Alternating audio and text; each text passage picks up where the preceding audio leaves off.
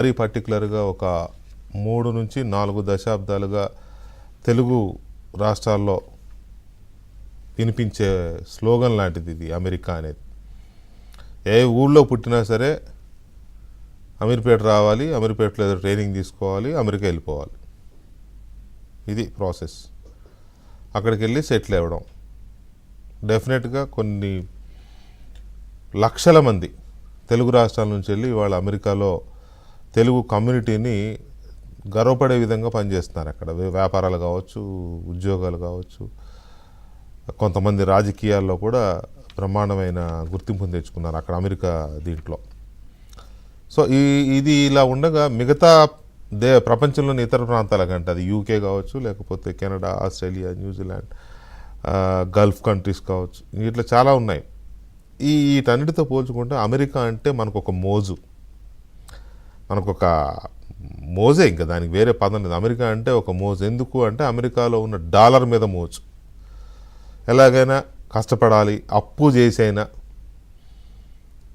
ఈ నానా సంకలు నాకి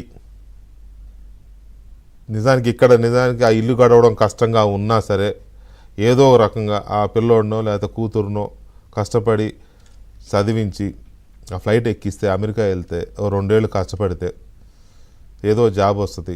ఇంకా వాళ్ళు 2 ఏళ్ళు వాళ్ళు బతుకుతారు, తర్వాత మననే బతికిస్తారు. ఇది కాన్సెప్ట్. ఈ రకంగా చూసినప్పుడు ఆంధ్రప్రదేశ్లోనేమో ఆల్మోస్ట్ ప్రతి ఊరు నుంచి సగం కుటుంబాల్లోంచి ఒక్కొక్కరు ఉన్నారు అమెరికాలో.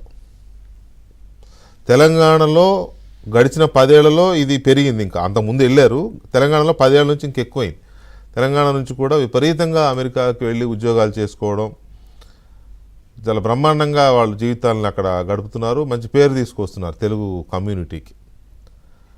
అయితే గడిచిన ఒక 4 సంవత్సరాలుగా కరోనా స్టార్ట్ అయిన దగ్గర నుంచి ఇబ్బందులు మొదలయ్యాయి. అక్కడ మన వాళ్ళకి ఉద్యోగాలు పోవడం, ఆల్రెడీ ఉద్యోగాలు చేస్తున్న వాళ్ళకి ఉద్యోగాలు పోవడం,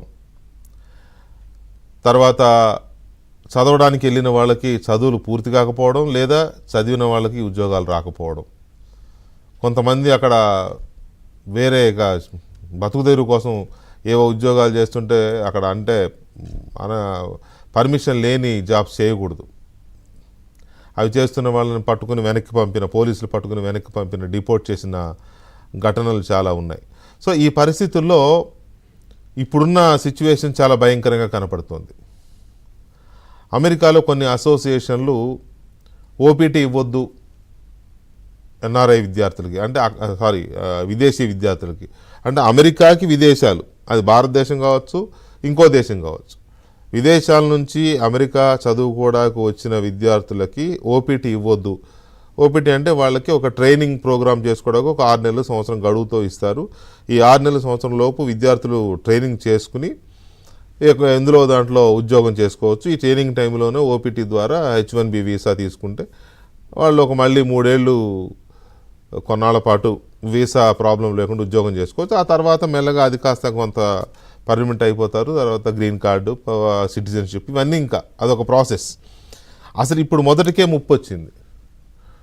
ట్రంప్ అనేవాడు అధ్యక్షుడిగా ఎన్నికైన దగ్గర నుంచి విద్యార్థుల భవిష్యత్తు గందరగోళంలో పడింది. అసలు ఇప్పుడు ఏం తోచని పరిస్థితి. అక్కడికి వెళ్ళి ఎంఎస్ పూర్తి చేసి లేదా ఎంఎస్ చదువుతున్న విద్యార్థులకు ఏం తోచట్లా, భయపడుతున్నారు, బిక్కుబిక్కుమంటూ బతుకుతున్నారు. ఏంటి పరిస్థితి నెక్స్ట్ అని. పంపించిన తల్లిదండ్రుల పరిస్థితి అంతే భయంకరంగా ఉంది. ఏం జరగబోతోంది? ఆల్రెడీ డిసెంబర్ తర్వాత జనవరిలో, ఫిబ్రవరిలో ఓపీటీలు ఇవ్వాలి. ఇస్తారా, ఇవ్వరా? ఓపీటీ ఇవ్వకపోతే పరిస్థితి ఏంటి? ఓపీటీ రాకపోతే ట్రైనింగ్ ఎలా, అక్కడ ఉండడం ఎలా? 90 రోజుల కంటే ఎక్కువ ఉండడానికి లేదు. ఈలోపు H1B వీసా తెచ్చుకోవాలి, లేదా ఓపీటీ చేతిలో ఉండాలి. ఓపీటీ లేకుండా H1B వీసా తీసుకోవడం అంత ఈజీ కాదు. క్లయింట్ లెటర్ ఉండాలి, అంటే వీళ్ళని జాబ్లోకి తీసుకుంటున్నట్టుగా అపాయింట్మెంట్ లెటర్ ఉండాలి. అపాయింట్మెంట్ లెటర్ ఎవరు ఇస్తారు అంత తొందరగా? చదువైపోగానే ఉద్యోగాలు. పైగా ఇప్పుడు అక్కడ మాంద్యం ఉంది అమెరికాలో, ఒక రకమైన ఆర్థిక మాంద్యం నడుస్తోంది. గడిచిన 3 ఏళ్ళుగా జాబ్స్ లేక ఒక క్రైసిస్ నడుస్తోంది. ఈ పరిస్థితుల్లో చదువుకోవడానికి వెళ్ళిన మన పిల్లలు, ఎక్కువగా భారతీయులు ఎక్కువ వెళ్తారు, అందులో మన తెలుగు వాళ్ళు ఇంకా విపరీతంగా వెళ్తారు. అంటే అదేమీ వేలం వేరి అనడానికి లేదు. కష్టపడి చదువుకుని సెటిల్ అవ్వాలనే ఒక బలమైన కాంక్ష, తల్లిదండ్రుల ఆకాంక్ష, పిల్లల కాంక్ష. ఇంత వెళితే అక్కడ ఇప్పుడు జరుగుతున్నది చూస్తే భయం వేసే పరిస్థితి ఉంది. ఒక రకమైన నైట్ మేర్ నడుస్తోంది ఇప్పుడు. ఇది మరి దీనికి ఎలా, పైగా ఇప్పుడు అక్కడ అమెరికా ఏదో టెక్ గ్రోవర్స్ అసోసియేషన్ ఏదో ఉంది, వాళ్ళు పెద్ద గొడవ చేస్తున్నారు. ఈ ఓపీటీ అనే విధానాన్ని ఎత్తేయాలి పూర్తిగా అని. ఓపీటీ అనే విధానాన్ని ఎత్తేస్తే కోట్లు ఖర్చు పెట్టి వెళ్ళిన మన పిల్లల పరిస్థితి ఏంటనేది అర్థం కాని సిచ్యువేషన్. ఈ సిచ్యువేషన్లో అసలు ఓపీటీ కొనసాగుతుందా, ట్రంప్ ఎలక్షన్ల ముందు చెప్పినట్టుగా ఎత్తేస్తాడా? ఒకవేళ అక్కడ జరుగుతున్న ఉద్యమాలను బేస్ చేసుకుని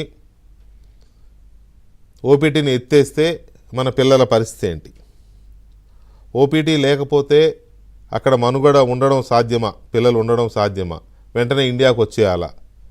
ఇండియాకు వస్తే వాళ్ళ భవిష్యత్తు ఏంటి? ఫైనల్గా H1B వీసా తీసుకోవడం ఎలా?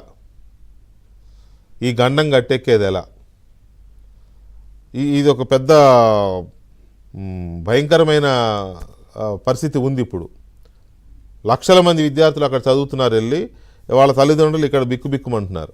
సో దీని మీద అసలు ఏం జరగబోతోంది, సొల్యూషన్ ఏంటి, ఏమన్నా ఆశావహ దృక్పథం ఉందా, అసలు ఇందులోంచి బయటపడే ఇది ఉందా? ట్రంప్ తాను అనుకున్నది అలాగే చేసి తీరుతాడా? ఓపీటీ అనే దాన్ని ఎత్తేస్తారా? పిల్లల భవిష్యత్తు ఏంటి అనే దాన్ని